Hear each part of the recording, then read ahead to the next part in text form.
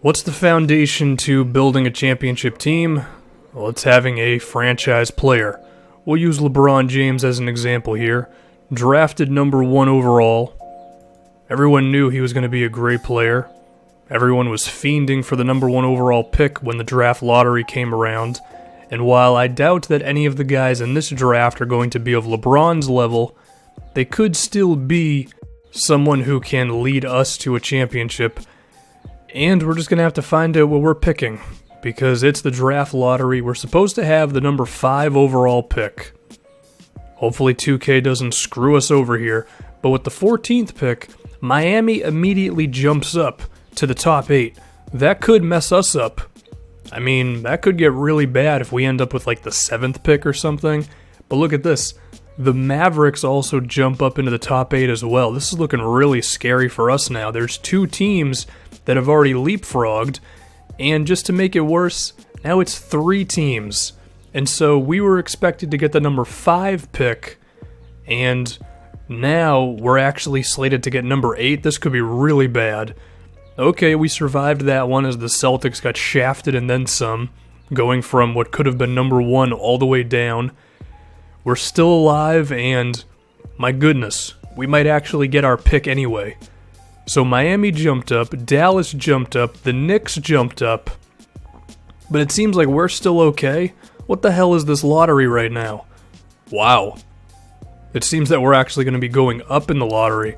So we went from being petrified of actually getting completely killed and going down to like number 7 or 8, and we actually end up with the number 4 overall pick. That was a whirlwind of emotions. I'm going to need a shower after that one. And look at this. The New York faithful. You got the 2nd pick in the draft. Way to go, Knicks. And then number 1 would be the Phoenix Suns, so I imagine they'll be going with Markelle Fultz or Lonzo Ball or whatever.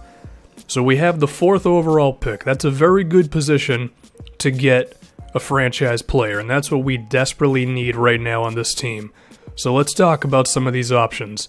Now we can start with, if for whatever reason the 2 top point guards are still available, we select that guy immediately, no questions asked. So we just ignore everything I say in this video. If Lonzo Ball or Fultz is available, then we're going with one of those guys, and then that's just it. But we gotta be realistic here. There's a chance we could select Josh Jackson, who is a small forward, and I think it's better to ask what he can't do rather than what he is actually able to do, because he's a very versatile player. He is a small forward who has shown an ability to put the ball on the floor and be an actual playmaker. Someone who we can put in pick and roll situations, which I think would fit in greatly with Aaron Gordon. Those guys could have a nice 2-man game going.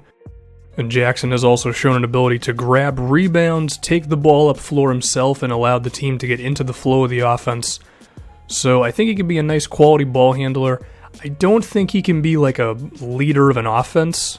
I don't see him ever averaging like 7 or 8 assists a game and being the primary ball handler, but the number 2 guy or someone who can handle the ball with second units, I think he could definitely play that role well. He's pretty athletic. He's not like otherworldly, but he's good enough to jet up floor and finish a fast break and very disrespectfully, I might add, dunk on Paul George in a highlight video.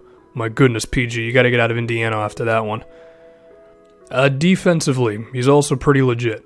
Probably the best defensive player coming out of the draft right now. He's going to be able to walk into the league and defend NBA wings, and I think he could develop into being someone who can defend point guards, some power forwards, definitely shooting guards. He really could be just a super versatile player. I get kind of like an Andre Iguodala vibe from him. Now we got to talk about the shooting.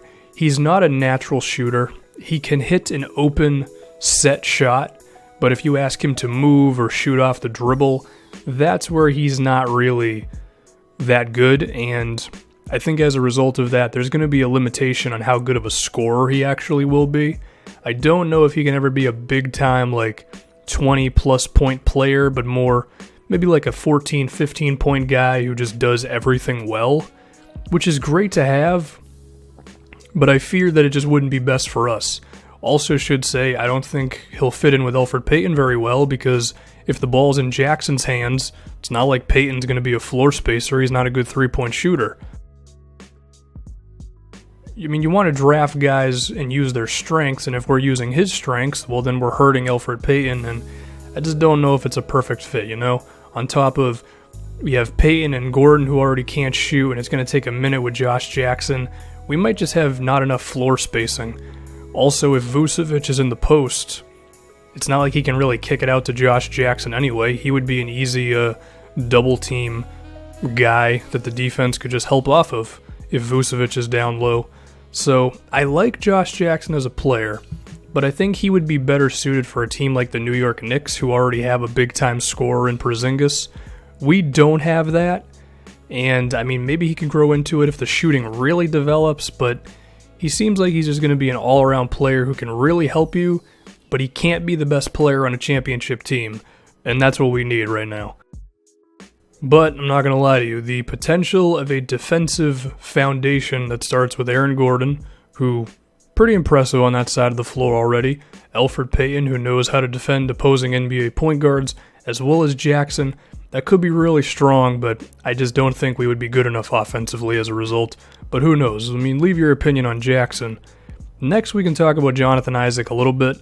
Similar to Jackson, not as good of a defensive player. The shooting is maybe a little better, but I just don't think he's effective enough.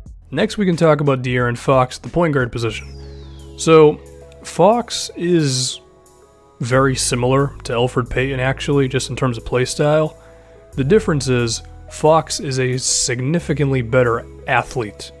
He can zip up and down the floor.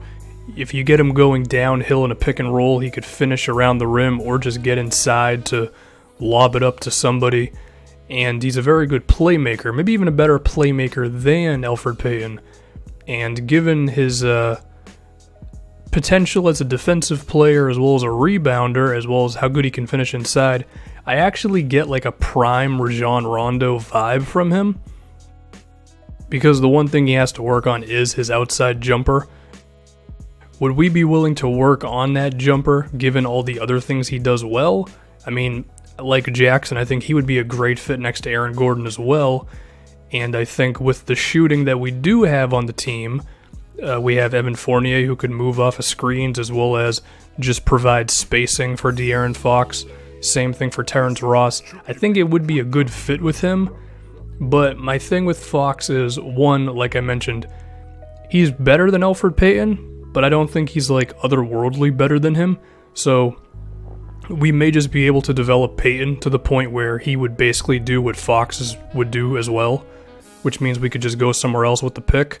Also, the lack of shooting is a thing because, once again, I don't think Fox is ever going to be a big-time scorer. Even if we can get him to being an okay outside shooter, there's a difference between being okay and being the guy who can put up 20-plus points every single night. I mean, you know, I mentioned a prime Rajon Rondo. Prime Rondo also had Ray Allen, Paul Pierce, and Kevin Garnett. We do not have those kind of guys for De'Aaron Fox to just kick out to. So, we need the scorer, is what I'm getting at. Now, before we move on to that idea, we can also look at another point guard in Dennis Smith. Smith is very similar to Fox, athlete, perhaps a little bit better of a shooter, and he could actually have some higher scoring potential than Fox. But the one thing that scares me with him is he's not the defensive player that Fox is, and I feel like the difference between their shooting and their defense is really not enough to make a difference. Now we can talk about Jayson Tatum at the small forward position. Tatum does have the potential of being a big-time scorer. 6'8", around 200 pounds. He's going to need to get a little heavier, definitely. He has shown the ball handling, mid-range shooting, as well as inside scoring ability to be a guy who can put up 20-plus points in the NBA.